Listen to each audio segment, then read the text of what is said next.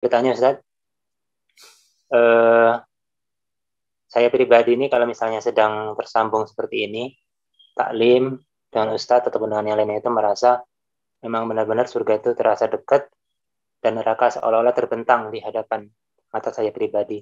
Cuman yang ingin saya tanyakan, ketika sudah eh, berada di aktivitas luar, artinya sudah selesai taklim ini, kembali kepada aktivitas kesibukan saya pribadi di luar, saya merasa seperti lupa dengan apa yang sudah didapatkan ketika taklim itu.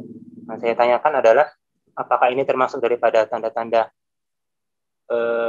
keimanan atau sebaliknya itu tanda-tanda daripada sifat munafik? Karena ketika berada dalam taklim itu rasanya neraka itu benar-benar terbentang di hadapan mata.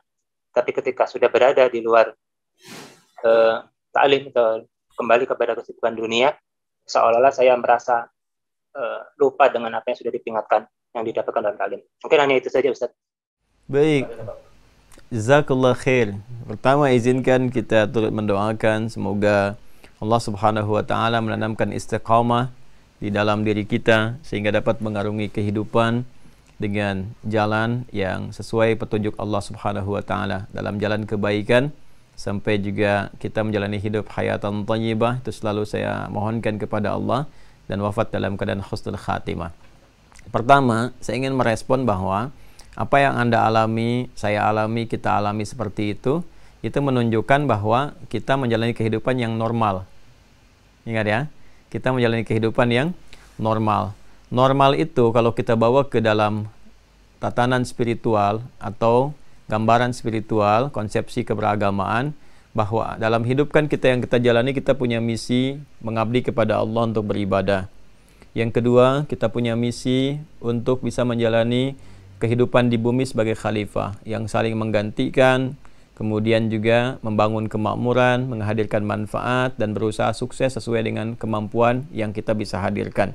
Itu intisari Quran surah 51 ayat 56 terkait ibadah, dan Quran surah kedua Al-Baqarah ayat 30 terkait misi khalifah di muka bumi, dengan turunan-turunannya seperti yang pernah saya jelaskan. Dalam saat yang bersamaan, ada pengganggu yang tidak menginginkan semua itu terwujud. Pengganggu itu muncul dari sifat iri hati yang tidak diselesaikan dengan tobat, kemudian berubah menjadi dendam, dan dari dendam itu kemudian berubah menjadi tindakan-tindakan brutal, sifatnya kriminal, kriminalnya kriminal spiritual, kan? Jadi melalui bisikan-bisikan ingin menghancurkan, ya, ingin kemudian juga menghadirkan beberapa keburukan-keburukan sehingga membuktikan dengan itu bahwa dia merasa hebat, layak, dan menunjukkan kesombongannya. Makhluk itulah yang disebut dengan iblis, berasal dari kalangan sebagian jin, dikonfirmasi di Quran surah 18 Al-Kahf di ayat ke-50, kana minal jinni fafasaqa an amri rabbi. Nah, ketika dia mewariskan keburukannya kepada manusia supaya membuktikan kesombongannya, yang pertama dia katakan ana khairum minhu khalaqtani min narin wa khalaqtahu min tin. Konfirmasi di Quran surah ke-7 Al-A'raf di ayat ke-12 itu sampai dengan 13-nya. Di situ kemudian dia mulai mewariskan, menggoda supaya membuktikan kesombongan, sekaligus membawa teman, ya, untuk agar dia bisa berada di dalam neraka itu dengan ancaman itu, ya. Nah, itu dikonfirmasi di Quran surah kedua Al-Baqarah ayat 36 dengan nama setan. Fa'azallahuma syaitan. Kemudian dia pun meminta kepada Allah, ya, sebelum Adam diturunkan, kemudian Hawa diturunkan, untuk membuktikan kesombongannya itu dengan cara menggoda anak cucu Adam dan meminta bagian tertentu seperti yang pernah saya jelaskan di serial Mira. Dari awal sampai dengan 60 sekian video itu saya jelaskan, masih ingat, tentang keterkaitan antara roh, nafas, kemudian ada kolbu, ada sodron, sampai ke fisik, ya. Nah, dia meminta bagian dari jiwa manusia itu untuk menggoda saja, bukan memaksa, tapi menggoda. Ya, meminta untuk bisa menggoda, sehingga dengan godaan-godaan itu membuat keadaan manusia tidak stabil. Karena yang dia goda itu bagian sisi katalisnya. Katalis disebut dengan fujur. Quran surah ke-91 Asy-Syams ayat 7 sampai 10 itu. Wa nafsin wa ma sawwaha, dan demi jiwa manusia yang diciptakan dengan sempurna. Sempurna itu ada takwa dan fujurnya. Fa alhamaha fujuraha wa taqwaha. Nah, takwa itu, ya, di situ ada nilai-nilai keimanan yang membuat kita konsisten. Iman itu yang menjadikan kita tersambung dengan nilai-nilai kebaikan. Tadi Anda rasakan, saya kalau sedang iman kita menguatkan, kita merasakan mana yang benar, mana yang salah, ya kan? mana yang saleh, mana yang salah, mana yang baik, mana yang buruk. Kita merasakan dekatnya surga, ya. Karena surga itu memang diraihnya dengan iman. Quran surah kedua ayat 25. Wa basyiril ladzina amanu, iman dulu, wa amilus shalihat annalahum jannatin tajri min tahtihal anhar. Jadi roh kita bisa merasakan nikmatnya kemuliaan, kebaikan, rasa-rasanya mulia, dan kita bisa merasakan benarnya janji itu, ya, berupa surga. Karena surga pun diraihnya dengan iman dan amal soleh. Artinya kalau ada seseorang sudah beriman dan dia memupuk imannya dengan amal soleh, dia akan merasakan kedekatan surga seperti yang tadi Anda sampaikan misalnya. Dan itu akan bergantung pada tingkat amalan-amalan dia. Ya, sahabat pernah ditanya oleh Rasulullah dan kisahnya sangat viral sekali. Ya, satu pagi ditanya oleh Rasulullah, "Kaifa asbahta?" Beliau jawab apa? "Asbahtu mu'minan haqqa." Ya, saya merasakan jadi mukmin yang sejati, kata beliau. Ya, terus kata Nabi, setiap klaim itu harus ada buktinya. Nah, ingin dikonfirmasi, mengajarkan kepada kita. Lalu apa yang beliau sampaikan? "Ya Rasulullah, ya saya melihat bahwa sekarang ini seakan-akan surga terbentang, pintunya terbuka, neraka tertutup." Kan?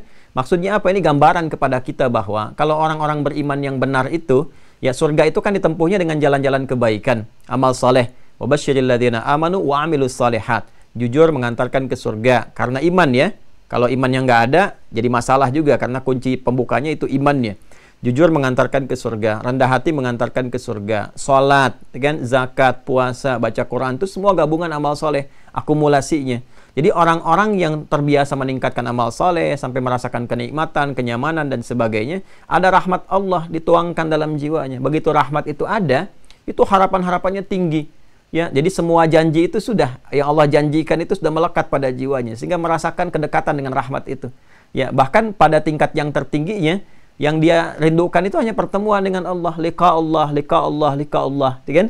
Nah, jadi surga itu sudah ada nomor kesekian, ya, nomor kesekian. Ya, kenapa? Karena yang paling penting itu, kalau Anda misalnya nggak lama berjumpa dengan orang tua dan sebagainya, terus tiba-tiba Anda ingin pulang, ya kan? Misalnya 20 tahun Anda nggak pernah ketemu dengan orang tua karena merantau dan sebagainya. Anda kan sudah nggak peduli lagi mau ada kue apa di rumah. Yang penting pengen lihat wajah ibu, gitu kan? Begitu pulang, Anda nggak akan peduli apakah kuenya ini, kuenya itu, kalengnya kongwan, isinya rangginang dan sebagainya. Itu udah nggak kepikiran dalam benak kita. Ya, yang kepikiran itu adalah bagaimana nih kita ketemu orang tua ketika pulang pertama kali. Itu gambaran, ya. Maka orang-orang beriman pun puncak tertingginya itu berbinar wajahnya itu ketika dia berjumpa dengan Allah. Quran surah 75, ya, Al-Qiyamah ayat 22 sampai 23. Wujuhun yauma idzin nadhirah ila rabbiha nadhirah. Mereka berbinar wajahnya itu ya ketika bisa menatap Allah tanpa sekat. Ya kan? Nah, berbinar gembira luar biasa. Surganya sudah pasti dapat. Bagaimana bisa berjumpa, diberikan kemuliaan dan sebagainya. Tapi yang ada ridwanullah. Keridhaan Allah itu yang paling utama. Makanya di Quran surah ketiga Ali Imran di ayat 14 itu ketika menghadirkan tentang nikmat-nikmat dunia, zuyyina linnasi hubbus syahawati minan nisa, terus sampai ujungnya. Tapi ayat 15-nya, qul a'unabbi'ukum bi khairin min dzalikum. Ya, kabarkan Muhammad sallallahu alaihi wasallam ada yang lebih nikmat dibandingkan dengan itu. Apa itu? Lilladzina taqau, bagi orang-orang meningkatkan takwa. Takwa itu kan bagian dari iman. Pernah kan saya sampaikan, ya kan? Di dalam jiwa takwa, wa nafsi wa ma sawwaha fa alhamaha fujuraha wa taqwa. Di takwa itu ada 6 simpul iman. Ketika ditingkatkan imannya dengan apa? Amal saleh. Ya, disiapkan oleh Allah apa itu? Surga-surga, kenikmatan. Sehingga orang-orang yang berusaha beramal saleh, tadi saya sampaikan, ada getaran dalam jiwanya. Merasakan kenikmatan-kenikmatan beramal, ada halawatul iman. Terus pancaran surga itu udah bukan sebuah janji lagi, sudah keyakinan lagi pada diri dia itu, ya, sehingga merasakan kenikmatan-kenikmatan itu, nyaman, enak, dan pokoknya kadang-kadang nggak bisa dilukiskan gitu ya, tapi kita bisa rasakan ketika kita meningkatkan amal soleh itu, ketenangan, kenyamanan dan sebagainya. Dan puncaknya apa? Waridwanu minallah, ridha Allah subhanahu wa ta'ala. Nah, tadi saya katakan kembali ke awal, ada satu makhluk yang nggak pengen kita begitu, ya. Makhluk ini selalu menggoda. Nah, ketika menggoda itu yang disebut dengan setan. Dia memanfaatkan katalis takwa, lawan dari takwanya itu namanya fujur. Ya, fujur itu kan harusnya mensupport takwa. Kalau ada jujur, ada dusta, gitu kan? Kalau kemudian ada apa lagi? Ada rendah hati, ada sombong, gitu kan? Nah, ada riaknya dan seterusnya. Ada ikhlas, ada riya. Ya, asalnya amarah itu mensupport sabar supaya sabar naik, gitu kan?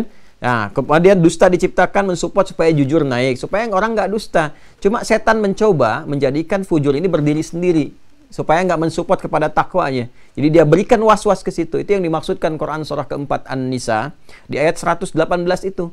Wala udillannahum wala umanniyannahum. Ya.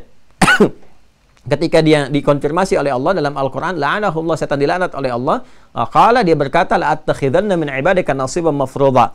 Ya Allah, ya saya menginginkan diberikan bagian untuk menggoda bagian manusia supaya nggak konsisten. Jadi ketika jiwa takwanya naik, ya dia coba berikan waswas kepada fujurnya supaya goyah lagi, supaya nggak ingat lagi, dia berikan lupa lagi. Masih ingat kalau kita ngaji surat Al-Kahf itu, wa ma ansanihi illa syaitan, ya? Dan tidak ada yang menjadikan aku lupa itu kecuali setan. Masih ingat ya? Ketika mengaji itu, ya, kalau surat Al-Kahf, bagaimana ketika Nabi Musa alaihissalam, ya, kemudian ditemani oleh asistennya, dan asistennya ini kemudian Yusha bin Nun, ya, diminta membawa sesuatu untuk mengikuti sebagai bekal, dan dia lupa. Dan ketika lupa itu mengonfirmasi, wa ma ansanihi illa syaitan, dan tidaklah aku lupa tentang ini kecuali setan memberikan waswas. Jadi waswas setan itu masuk kepada jiwa fujur untuk membuat kita tidak stabil. Ya, yang tadinya kemudian kita tiba-tiba sedang baik, dibuat goyah lagi, ya, dibuat lupa, paling minimal dibikin lupa waktu sholat, lupa kalau hari ini ada ta'lim, lupa kalau kita mau ngaji dan sebagainya. Makanya tadi saya katakan wajar kalau sedang ta'lim kita terhubung, karena semua konektivitasnya mendekatkan kita kepada rahmat Allah. Wajar kalau sedang di masjid kita khusyuk, karena lingkungannya mengarahkan kita kepada nikmat Allah. Wajar kalau di Masjidil Haram itu aura keimanan kita itu semakin menguat. Kenapa? Karena semua hal terkait dengan kehidupan di sana itu ya mengarahkan, mendekatkan kepada rahmat Allah. Semua bawaannya ke ibadah saja. Nah, karena itu kalau kita berpindah keadaan, berpindah tempat yang spektrumnya tidak sama, ruang keadaannya berbeda, maka setan pun ya punya kuasa yang lebih daripada yang pertama tadi. Ya, dia bisa lepas lagi, bebas lagi. Karena apa? Keadaannya berbeda, kondisinya nggak sama. Karena itulah kemudian para ulama berusaha memberikan jalan. Kalau Anda ingin stabil di setiap keadaan, bagaimana caranya? Maka Anda masuk ke lingkungan-lingkungan yang mendekatkan dan menguatkan keimanan kita. Maka Imam An-Nawawi nulis kitab namanya Riyadhus Shalihin, 1896 hadis, taman orang-orang saleh, diberikan isyarat, gaul tuh sama orang-orang seperti ini, ya kan? Ya, dekati orang-orang begini. Kalau Anda bekerja, cari pekerjaan yang membuat kita lebih mendekatkan diri kepada Allah. Kan rizkinya sudah teratur. Sepanjang kita mau kerja, rizki datang. Simpelnya kan begitu. Ya, asal kita bersabar sampai meninggal.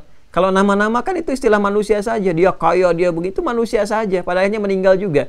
Ya? Jadi kalau Anda tidak ingin terlalu banyak beban, cari aktivitas itu sebetulnya yang mendekatkan diri kita pada Allah. Cari rumah misalnya, berkegiatan, cari yang mendekatkan diri dengan Allah. Cari pasangan yang kira-kira menjadikan bisa kompak dekat dengan Allah. Kalau itu kita pelihara sampai dengan meninggal, terjaga kita. Walaupun ingat, tidak akan mungkin seutuhnya, ya 100% misalnya, tidak akan ada kegelisahan sama sekali. Itu nggak mungkin. Sepanjang setannya masih ada. Ya, sepanjang setannya masih ada. Jadi kalau selesai ta'lim ini, wajar nanti tiba-tiba nggak ingat misalnya, ya ada kondisi-kondisi tertentu yang menjauh lagi. Karena ada was-was, artinya setannya berperan. Ya, itulah fitrah kehidupannya. Tinggal nanti, apakah kita sadar nggak sedang digoda? Nah, itu kembali kepada tingkat keimanan kita. Kalau kesadaran ini utuh, kita merasa, oh ini saya tiba-tiba jauh ya, berarti itu pun pertanda baik. Kenapa? Karena kita menyadari bahwa ada sesuatu yang terjadi, ada godaan yang terjadi. Maka di situ kita belajar fikihnya. Misal, Nabi mengajarkan doa tentang berlindung kepada Allah dari godaan setan. Paling minimal baca a'udzubillahi minasyaitonirrajim atau Allahumma inni a'udzubika min hamazati syayatin wa a'udzubika ayyahdurun. Ya Allah, aku berlindung kepadamu dari waswas setan, kehadiran setan yang menggoda dan sebagainya. Baca surah 3 Qul huwallahu, qul a'udzu birabbil falaq, qul a'udzu birabbin nas. Baca ayat kursi kalau memang dirasakan godaan itu begitu kuat. Itulah kalau kita pelajari fikihnya sampai dengan istiqamah, maka di surat Fussilat jelas disampaikan, "Tsumastaqamu tatanazzalu 'alaihimul malaika alla takhafu wa la tahzanu wa abshiru bil jannati allati kuntum tu'adun." Kalau kita bisa istiqamah dengan sistem kehidupan tadi, nyari tempat yang baik, kawan yang baik, kehidupan yang baik, terus dipelajari fikihnya, kalau merasakan ada gangguan baca ini, kerjakan ini, sehingga kita bisa terbentengi, maka Allah nanti berikan perlindungan kepada kita lewat malaikat yang menjaga, sehingga setiap apapun yang terjadi, ada godaan setan, langsung itu ada rasa dalam jiwa kita. Support malaikatnya kuat. Ya, jangan lakukan, jangan kerjakan, tinggalkan ini nggak bagus. Hei, seharusnya kamu begini, itu akan ada seketika. Semakin tinggi ibadah, semakin amal saleh ditingkatkan, semakin kuat support kepada kebaikan-kebaikan yang bisa diraih. Kurang lebih konsepsi dasarnya seperti itu.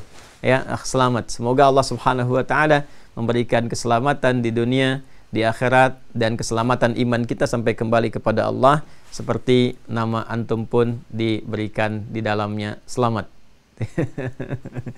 Baik, jazakallah khair. Kurang lebih demikian ya. Semoga